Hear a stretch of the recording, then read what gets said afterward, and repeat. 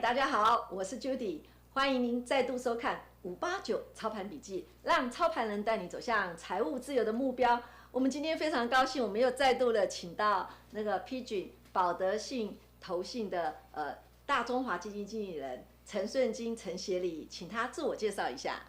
大家好，我是 PGIM 保德信大中华基金经理人陈顺金，今天很高兴来到589操盘笔记，跟大家分享投资的心得。我们曾经在一连串的部分介绍了台湾的总经、大陆的总经，还有美国的总经。那我们今天想对全球的总经这个地方做一个探讨。那我们也收集到了投资人的一些问题。好，我们请导播帮我们切下图卡的部分，看看就是在全球的部分，投资人有什么样的问题哦。第一位投资人他问的问题就是说，今年以来呢，全球一直在讲通膨，到底造成通膨的原因是什么呢？好啊，其实我们从全球角度来看的话呢，其实这一年可以说是一个完美风暴。怎么说呢？其实这一年或者过去的2年的一些发生的事情，有些是意外的状况，是造成这些通膨最主要的原因哦。第一个就其实是疫情的影响哦。那大家可能可以回想，从2000年开始，因为疫情的关系，很多地方都封城，不仅在大陆，其实你也可以要说欧洲这边很多地方也是限制了一些人民的一个行动，所以这边来看的话是受到很多的影响。那主要来看的话，除了说你不能出去买东西之外，东西也送不出去啊，所以供应链这边也是有受到一个影响的。然后港口也塞港，我想各位可能都在媒体上有看到了。然后供应链这边呢是一个就是一个比较不顺利的状况。然后呢，因为封城的关系，所以有些人也没有办法去工作，劳动力也做一个有短缺，运费提高。那厂商呢这边就是提高了库存来做因应，所以这边呢需求就会可能是假性需求就会跑出来咯。那本来我们是预测今年是好转的，但是今年有一个 Omicron 的一个病毒，所以疫情又继续做延续了。那这是一开始我们会觉得说，这个疫情比大家预期来的长，因为可能大家没有想到说延续了到了2年哦。那第二个呢，是因为战争的一个因素。那其实今年战争来看的话，俄乌之间的战争来看的话，其实是超市场预期的哦。那其实我觉得一开始大家的预期，我不知道一开始Judy是怎么预期这个战争的。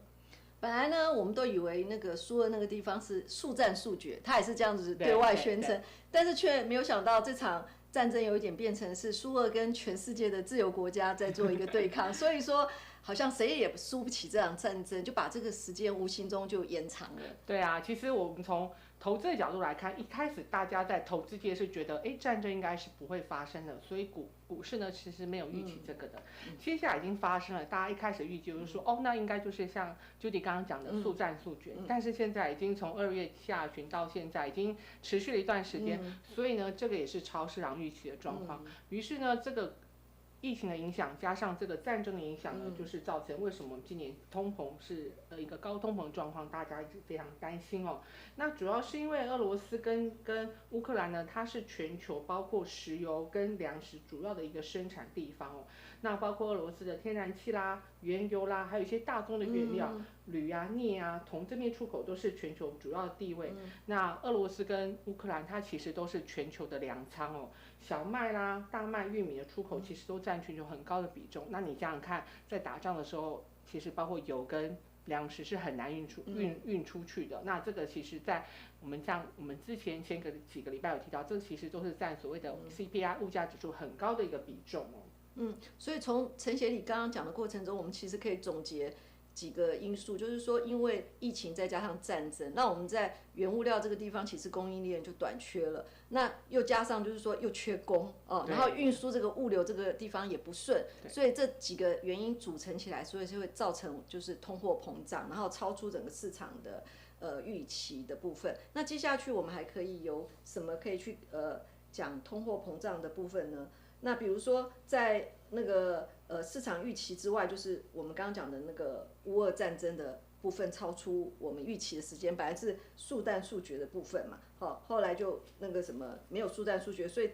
导致于就是说石油跟一些食品这个地方造成了就整个都阻塞住了。好，那再来我们看一下，就是说，这张图片是在讲那个油价的变动的部分，那能不能请陈协理跟我们解释一下这个油价的部分？它好像还没创历史新高嘛，对不对？对，但是大家可能可以知道说，其实在这个油价，大家已经过得非常的一个不舒服的一个情况了。然后大家可能要在想的是说，如果油价在俄乌战争结束或者是告一段落之后来看的话，因为现在大家欧洲或者是美国是对俄罗斯的石油天然气是禁运的，即使他们战争结束了，或者是说开始做一些谈判好了，大家不会马上就把石油跟天然气就解除禁令吧，可能还会再拖一段时间，而且刚刚提到的那些因素也不会马上的消失，所以可能今年都是要在一个忍受高通膨的一个状况哦。也就是说，您的预测就是说，油价这个地方可能还是持续在高档做一个震荡，如果说要下来的话，至少要等一段时间，即使战争结束之后，对不对？对，要看供给的状况有没有改善。如果俄罗斯的石油或天然气很快就可以运出来到欧洲或美国或其他的国家，其实这边状况就会好一些。但是这边就是要边走边看了。等于说那个运输这个地方，物流这个地方是一个很重要的因素。对，就看能不能运送的一个出来哦。好，那种原因呢，就是刚刚陈协理已经介绍过，就是说我们刚刚也讲过，就是说乌俄战争已经是变成俄国跟自由民主国家的一个就等于两边的一个角力战，所以从欧盟那个石油禁运，然后俄罗斯这个地方也反制，然后一连串的动作起来，才会让整个能源还有粮食的价格都往上涨。那刚刚陈协理也讲过，即使战争结束，也不会马上结束制裁，会以高物价维持一段的时间。好，那我们这个地方又有准备一个那个图卡的部分，请陈协理帮我们解释一下。这边大家可以看到说，其实，在物价方面来看，除了石油，还有其实今年还有其他很多都有受到影响，譬如说像是煤啦，或者是天然气，然后有一些基本的金属，其实都比去年同期去年涨得非常多，所以大家可能不要想说，只有石油，其实像是煤啦或者是金属啊，这边也是都有受到影响的，所以这边才会造成通膨的压力这么大。我在想，就是刚刚我们讲的，就是包括供应链不顺、缺工，就会导致这些原物料相关的，即使不是在乌俄战争中卷进去的，可是还是会受到疫情的影响，导致于说他们还是价格这些原物料价格是维持在高档的部分。那当然最近也是暴起暴落，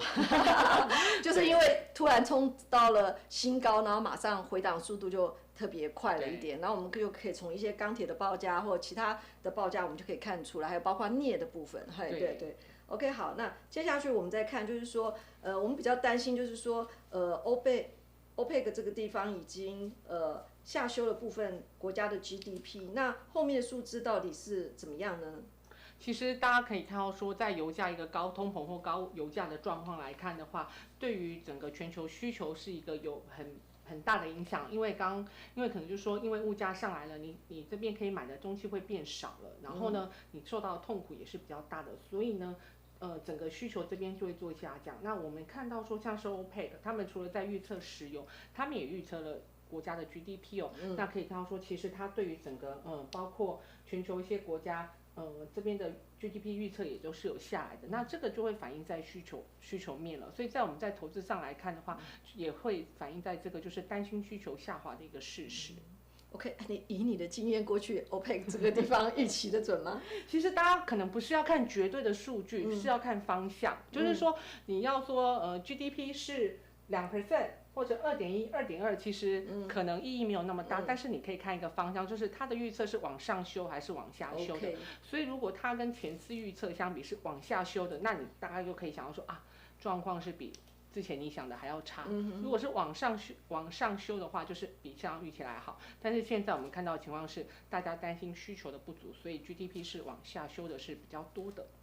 OK， 好，那我们接下来再问第二个问题，就是说，好，我们知道通膨是很难在短期中结束了，那疫情的部分我们也知道，不断的有新的病毒出来，那即使我们做了非常多的那个努力的话，只是把疫情延缓，但是时间什么时候结束也不确定。那战争也是一样，我们也不知道俄乌战争到底要打到什么时候。那在这种情况之下，可是我们还是想赚钱呢，我们要怎么投资呢？我们请陈协理给我们一点指点的方向。其实，在投资来看的话，现在就像我们在前几集的，现在的投资是一个比较要去努力寻找标的或投资方向的。那其实我觉得大家投资要有点想象力，就是除了想看到当前赚，你也可以想说未来会发生什么。那在我们前几集或大家可以最直观想，就是通膨其实就是物价上来，所以大家就去找有涨价的东西，那其实它就会反映在它的企业的获利上，所以大家可能可以去寻找有涨价的一个商品哦。那其实最直观就是石油嘛，但只是说在台湾能够参与石油的商品，可能就相对是比较少一些的。但是我们可以看到是说，在国际上来看的话，其实大家可以看那个。石油期货这边参与的人哦，就知道我们所谓它就是期货多方的一个部位，其实是跟油价是有很密切相关的哦，所以这边其实在参与油的透过参与石油期货的投资人，在全球是还蛮多的一个状况。那大家可能想说，其实参与石油投资，可能你觉得很难，或者是不懂，或者是说你很怕投資期貨这边没有经验，那其实也没关系。我们刚刚有讲到说，你在投资可能需要有点想象力哦。那想象力不是叫你随便天花乱坠乱想，你是要想说，那下一步。就说疫情结束之后，或者是说你觉得政府可以做什么，或者是消费者可以做什么，那这也是我们讲的想象力的一个部分哦。那在这边来看的话呢，你可以讲到说，如果疫情结束来看的话，你会想要做什么呢？我会想出去玩，因为我已经被憋了好久了。就是我想出去消费一下，然后去海边度个假，或出国去散个心啊。总之就是逃离熟悉的环境，因为实在是被关太久了。对，所以其实如果大家想到说疫情要解封来看的话，就可以从这方面去想要投资哦。那其实就可以像您刚提到的这些产业，其实也是我们法人这边在注意的行业，就是所谓的疫情解封的一个受惠的概念。那这个大家可能可以从自己生活方面最能够想象的。那我想Judy刚刚自己已经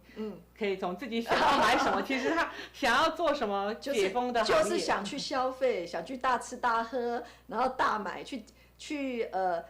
把这几年这2-3年没有花到的钱通通花掉，对，所以没有做的事情把它都全部做。所以大家就可以从这个方向去想说，在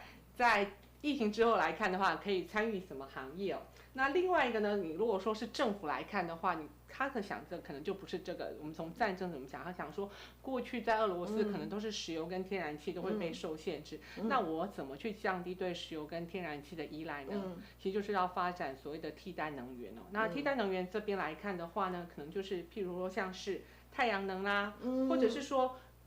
汽车过去很多都是就是石油嘛，对不对？那我现在大家都讲电动车，其实，在电动车这边来看的话，也是这一次在俄乌战争之后来看的话，很多政府他们除了过去所谓就是要对地球尽一份心力来看的话，做所谓的。零碳排，他们在这个也有一个战略的一个思考的意义，我就想说，我如何不要让自己在减低石油跟对天然气的一个依赖哦。所以像欧洲，他们今年有一个签署一个叫做Repower EU 的一个法案哦，就是他们要在增加所谓的太阳能或其他的替代能源，像是风能投资，那这也是我们在投资上可以参考的依据，因为它可以做一个比较长期的一个规划。OK， 谢谢那个陈协理给我们精辟的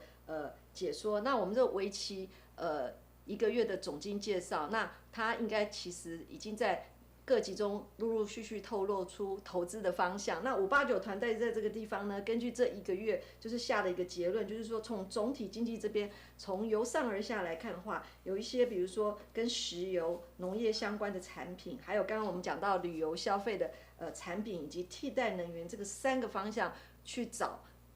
股票的话，那或是投资标的的话，会是今年2022年就是分老的1年之下比较安全的相关的标的。对，今年其实是真的蛮难寻找合适的一个产业跟标的的。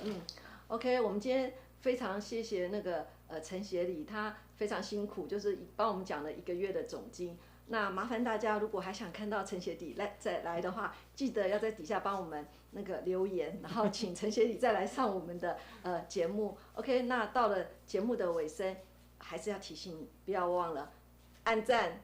订阅、分享，并且开启你的小铃铛。那我们的节目就到此结束。那下个礼拜走到什么